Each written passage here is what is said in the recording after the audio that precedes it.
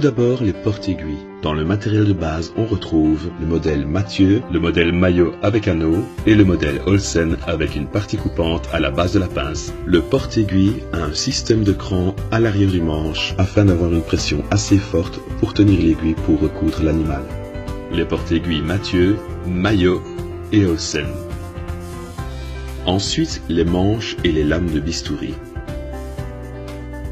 On insère la lame dans l'espace au bout du manche et avec une légère pression du pouce à la base de la lame, on la déclipse.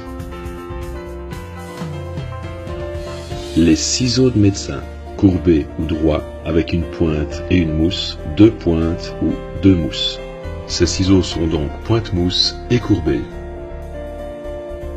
Dans les ciseaux de chirurgie, on retrouve les ciseaux de Metzenbaum. On le différencie par rapport aux ciseaux de Maillot à sa partie coupante à moitié plus petite que la longueur du manche. Par contre, les ciseaux de Maillot ont la partie coupante de même taille que la longueur du manche. Que ce soit les ciseaux de Metzenbaum ou de Maillot, chacun existe dans des tailles différentes. Vient ensuite les ciseaux de Kelly, qui possèdent un long manche rigide, terminé par un mort court et pointu, utilisé pour les chirurgies précises, osseuses et pour tout tissu résistant.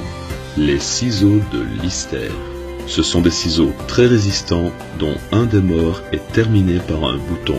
Cela évite de petites blessures quand on coupe le bandage d'un animal. Les pinces hémostatiques. Elles servent à clamper ou contrôler les saignements. La plus petite porte le nom de Mosquito. Elles peuvent être droites ou courbes et sont utilisées principalement pour les chats et les chiennes de petite taille en vue d'une stérilisation.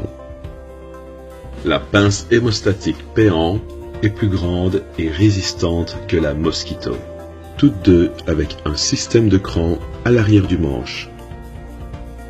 Ici c'est le modèle droit et ici un modèle courbé. La pince hémostatique Mosquito et la pince hémostatique Péan. La pince hémostatique cochère ou Péan à dents de souris. On l'utilise pour la préhension de fragments d'os par exemple. La pince hémostatique O'Shaughnessy est une pince courbée utilisée dans la stérilisation de chiennes de plus grande taille. La pince d'Alice, utilisée pour l'appréhension des fascias, des tissus sous-cutanés et pour vérifier les ligatures. La pince de Babcock, utilisée surtout pour la préhension des viscères sans les altérer.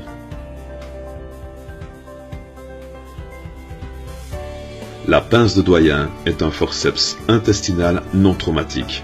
On l'utilise quand on pratique une entérectomie.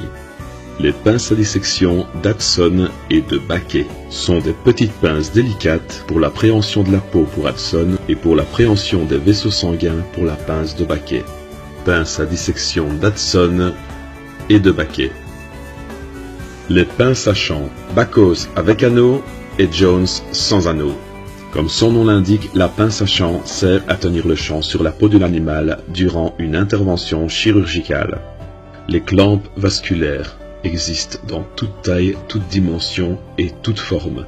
Elles assurent l'interruption transitoire de la vascularisation. Les écarteurs ou les rétracteurs servent à écarter les parois abdominales durant une intervention chirurgicale. Les rétracteurs autostatiques, ici c'est le modèle Gelpi. La sonde cannelée est composée d'une canule qui, une fois insérée sous la peau de l'animal, permet de guider les ciseaux et de découper la peau de l'animal sans abîmer les organes. Pour la chirurgie dentaire, les padanes.